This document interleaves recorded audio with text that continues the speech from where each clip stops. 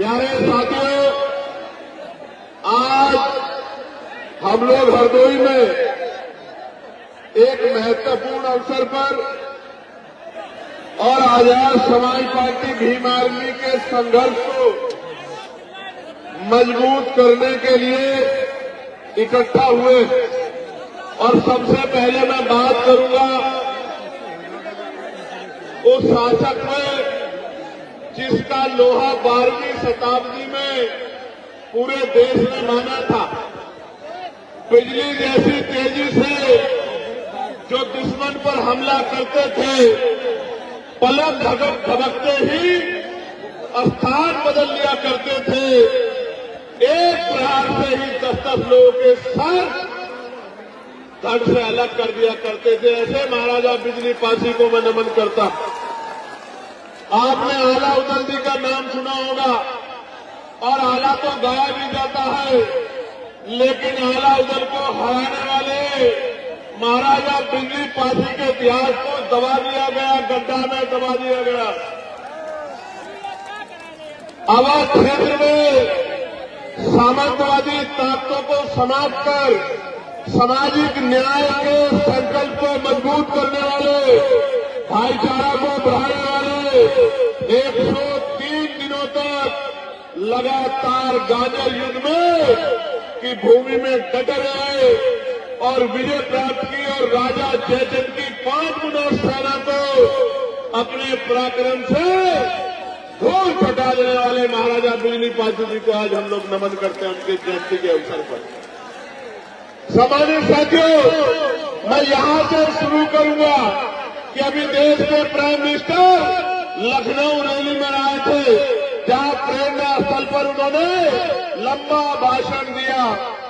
प्रेरणा स्थल पर खड़े होके और महाराजा बिजली पासी का नाम 10 बार लेने का काम किया अपने भाषण में। कितनी बार? 10 बार लेने का काम किया। लेकिन आपको शायद ये नहीं पता है कि जो प्रेरणा स्थल बनाया उसमें महाराजा बिजली पासी की अगर एक शानदार मूर्ति भी लगा देते तो हमारे दिल में भी ठंडक पड़ जाती। अगर लखनऊ को बसाने वाले महाराजा लाखन पासी की मूर्ति लगा देते तो हमारे कलेजे में भी ठंडक पड़ जाती। अगर मां उदयदेव पासी की मूर्ति लगा देते, मदारी पासी की मूर्ति लगा देते, किसानों के मसीहा कहे जाने वाले, किसानों की आवाज बनने वाले उन हमारे महापुरुषों की मूर्तियां लगा देते तो शायद हमें ठंडक पड़ जाती।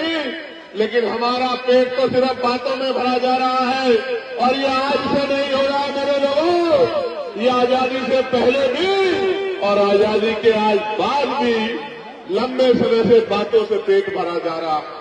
प्यारे साथियों, आप जाकर देखो गांव देहात में आज भी अगर मकान पक्का बन गया है तो प्लस्तर मेरे लोग नहीं करा पाए।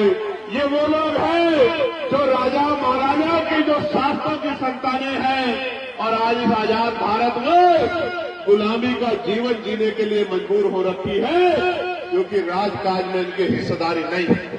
प्यारे साथियों, जब 12वीं शताब्दी में आपका झंडा डंडा इतना बुलंद था, तो आज आप इस देश में राजकाज जाने के बाद जुल्म जाति के शिकार इस देश में हो रहे हो। हम लोग उत्तर प्रदेश में हैं, और उत्तर प्रदेश में किस तरह का अन्याय कमजोर वर्गों के लोगों को सहना पड़ रहा है, आपसे छिपाना नहीं। आज यहाँ बहुजन समाज का ये जो बड़ा सा जन समूह इकट्ठा हुआ है, ये दलित, पिछड़े, मुसलमान, आदिवासी, जैन, बौद्ध, ईसाई, अल्पसंख्यक समाज के लोग, ईसाई समाज के लोग बड़े पैमाने पर इकट्ठा हुए। सबके मन में चाहत है कि गुलामी के दिन खत्म होने चाहिए। मैं एक बात आपको बताना चाहता हूं, इस देश में कौन हमारा अपना है, कौन पराया है, किसने हमें क्या दिया है और किसने किसकी वजह से हमें गुलामियों की बेड़ियां सहनी पड़ी है, जब तक मेरा नौजवान नहीं जानेगा तब तक बात आगे नहीं बढ़ेगी।